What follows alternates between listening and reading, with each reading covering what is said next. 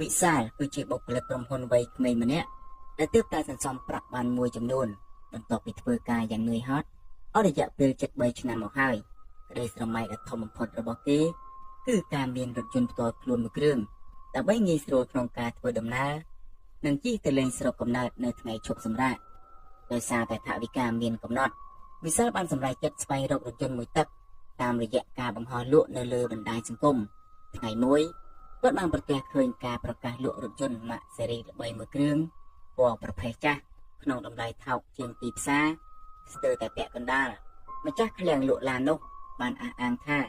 ឡានស្អាតម្ចាស់ដើមប្រញាប់លុយទៅរស់នៅប្រទេសក្រៅទើបគាត់លក់បែបនេះដោយក្តីត្រេកអរវិសាលបានណាត់ជួបមើលឡាននោះភ្លាមៗនៅនឹងឃ្លាំងមួយកន្លែងនៅឯទីក្រុងរូបរាងខាងក្រៅរបស់ឡាននោះពិតជាថ្មីនិងភ្លឺរលោងស្អាតឥតខ្ចោះប៉ុន្តែគ្រាន់តែវិសាលបើកទ្វារចូលអង្គុយសាកល្បងភ្លាម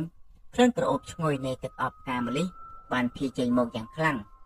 ងរហូតដល់កម្រិតមួយដែលធ្វើឲ្យគាត់ចង់វិលមុខថៅកែឃ្លាំងបានប្រាប់ថាម្ចាស់ដើមចូលចិត្តក្លិនម្លិះទើបដាក់ទឹកអប់ច្រើនបែបនេះវិសាលមិនបានគិតច្រើនគាត់ពេញចិត្តនឹងតម្លៃ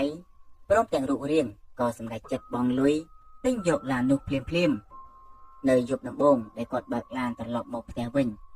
វិសាលចាប់ផ្ដើមមានអារម្មណ៍ចម្លែកទោះបីជាគាត់បើកម៉ាស៊ីនត្រជាក់ត្រឹមលេខ1ក៏ដោយក៏ខ្យល់ដែលបក់ចេញមកមានសភាពត្រជាក់ខ្លាំងត្រជាក់ដល់ឆ្អឹងមិនមែនជាភាពត្រជាក់ធម្មតាដូចម៉ាស៊ីនឡានទេអ្វីដែលគាត់កាន់តែចម្លែកនោះចង្កូតឡានមានអារម្មណ៍ថាធ្ងន់ហាក់បីដូចជាមាននរណាម្នាក់កំពុងតែអង្គុយសង្កត់ក្បែរគាត់ឬហាក់ដូចជាឡាននោះកំពុងតែដឹកមនុស្សពេញដូច្នោះដែរ3ថ្ងៃបានកន្លងផុតទៅក្លិនផ្កាម្លិះនោះចាប់ផ្ដើមរសាយម្ដងបន្តិចប៉ុន្តែអ្វីដែលមកជំនួសវិញគឺក្លិនឆ្អាបតិចដូចជាក្លិនជ្រះដែកឬក៏ក្លិនឈាមស្ងួតដែលភាយចេញពីក្រោមគូកៅអីខាងក្រោយ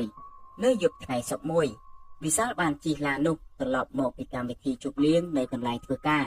ក្នុងម៉ោងប្រហែល11យប់ផ្លូវត្រឡប់ទៅផ្ទះរបស់គាត់ត្រូវឆ្លងកាត់ផ្លូវជាតិដ៏ស្ងាត់មួយខណៈពេលកំពុងតែបើកបរសុកវិទ្យុនៅក្នុងឡានស្រាប់តែបើកឡើងដោយខ្លួនឯងសំឡេងរលកធាតុអាកាសទាន់ឡើងមុននឹងចាប់ប៉ុស្តិ៍បានសំឡេងព័ត៌មានមួយវាជាសំឡេងអ្នកអានព័ត៌មាននារីដែលកំពុងតែអានអំពីគ្រោះថ្នាក់ចរាចរណ៍ដ៏រន្ធត់ឡានក៏ឡាប់ធ្លាក់ស្ពានបណ្ដាលឲ្យស្ត្រីម្នាក់ស្លាប់ភ្លាមនៅនឹងកន្លែងកាលពី1ឆ្នាំមុនវិសាលព្យាយាមចុចបិទវិទ្យុ